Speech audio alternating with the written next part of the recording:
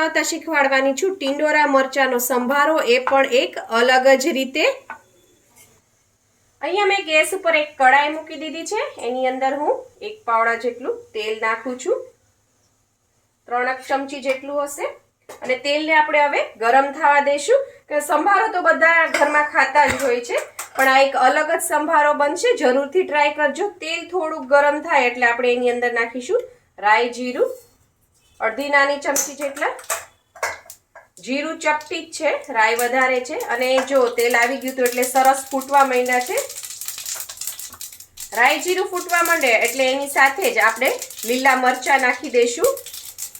સંભારો હોય અને એની અંદર લીલા મરચા ના હોય તો મજા જ ન આવે।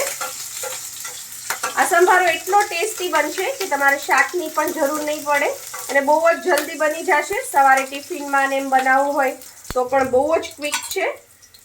મરચા પણ સરસ સતળાઈ ગયા છે। હવે એની સાથે આપણે એની અંદર ચપટી હિંગ નાખવાની છે, બહુ વધારે નહીં નાખવાની। એની અંદર નાખીશું હળદર 5 ચમચી જેટલી। અને હવે આપણે આ ટિંડોરા છે જેને મેં સુધારી લીધા છે અને આ રીતે લાંબા લાંબા સુધારવાના। 250 ટિંડોરા છે, ધોઈ લીધા હતા અને આ રીતે લાંબા સુધારી લીધા છે। આગળ અને પાછળ જે ડીટીયાનો ભાગ હોય એ કાઢી લેવાનો। આ રીતે હળદર અને તેલમાં સરસ મિક્સ કરી દેવાના અને સાથે સાથે આપણે એની અંદર મીઠું પણ નાખી દઈશું। સ્વાદ પ્રમાણે મીઠું નાખું, હું અહીંયા 5 ચમચી જેટલું નાખું છું। હું તમને મીઠાનું માપ એટલે કહું છું કે ઘણા પહેલી વાર બનાવતા હોય તો એને થોડો અંદાજો આવે કે કેટલું મીઠું નાખવું।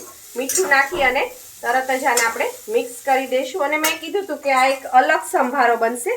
આ રીતે કર્યા બાદ તમારે ગેસની ફ્લેમ ધીમી રાખવાની છે અને ત્યારબાદ એની અંદર આપણે નાખીશું ચણાનો લોટ। આ રીતે ભભરાવી દેવાનો છે, તમે જોઈ શકો છો હું નાખું છું આ રીતે અલગ અલગ જગ્યાએ।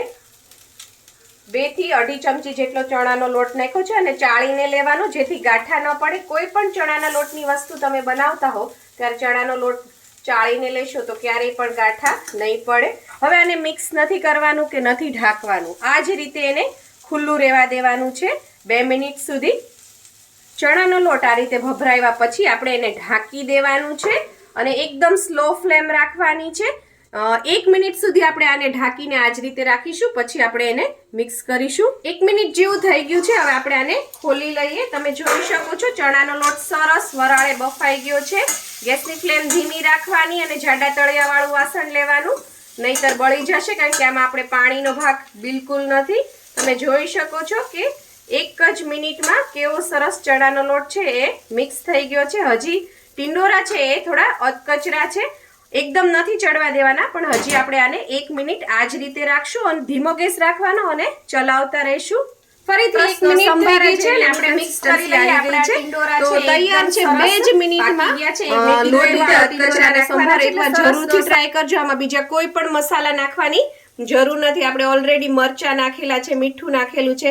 ટિંડોરા છે એ ખટમીઠા હોય છે તો બહુ જ સરસ બનશે, બહુ જ સરસ। તો જરૂરથી ટ્રાય કરજો। જો તમને મારી આ રેસીપી પસંદ આવી હોય તો લાઈક શેર કોમેન્ટ કરો, પ્લીઝ મારી ચેનલને સબસ્ક્રાઇબ કરો અને હા બેલ આઇકન દબાવવાનું ના ભૂલશો જેથી આવી જ સરસ મજાની વાનગીઓ તમારા સુધી પહોંચતી રહે। થેન્ક યુ, આવજો।